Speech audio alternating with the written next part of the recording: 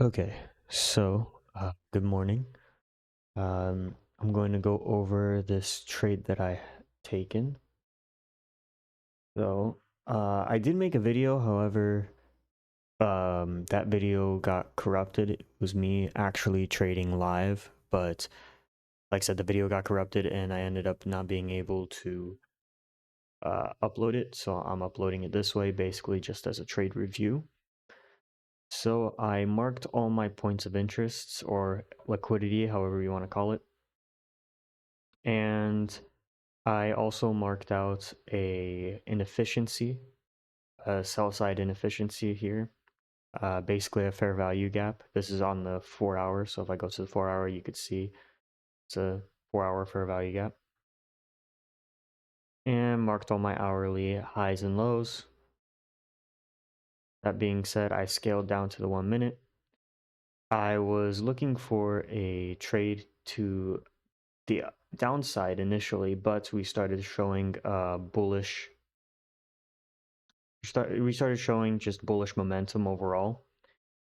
And with that bullish momentum, goodness gracious, with that bullish momentum, I made the decision to go long into a trade, right? So with that being said, I noticed that we had a bullish order block, right? Had a bullish order block here, and I was actually waiting for price to go back down and tap into a fair value gap or tap into this area of orders. However, that wasn't the case. We continued to see bullish momentum, and I decided to settle and continue going through with a continuation trade. Um, my take profit was set to this high here at 934. I always put my take profits just slightly before the high because sometimes that high doesn't get hit and actually hits probably like 2 points or even a couple points before. But in this case, actually, the high wasn't hit until way later in the day, so it's just about to hit now. Uh, but yeah, so when I entered into this trade, I was expecting us to hit this high. Obviously, it didn't. We were in that larger time frame inefficiency or fair value gap. So upon us being in that larger time frame inefficiency, we started seeing sell off. Once I noticed this sell off and this bearish engulfing candle from the consolidation, I made the basic assumption like, okay, more than likely this is going to go hit my break even or stop loss, right? And during that time frame, while this was, I believe, halfway to take profit, I had already scaled into break even. So this trade was actually risk free. I already had scaled into my break even, and I was basically waiting for it to hit full take profit. Obviously, that wasn't the case. It didn't hit the full take profit, which is fine. It is what it is. It happens.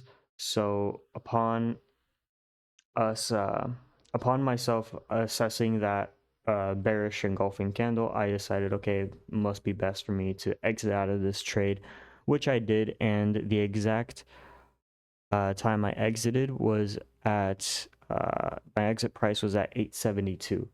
So exit price was about, let's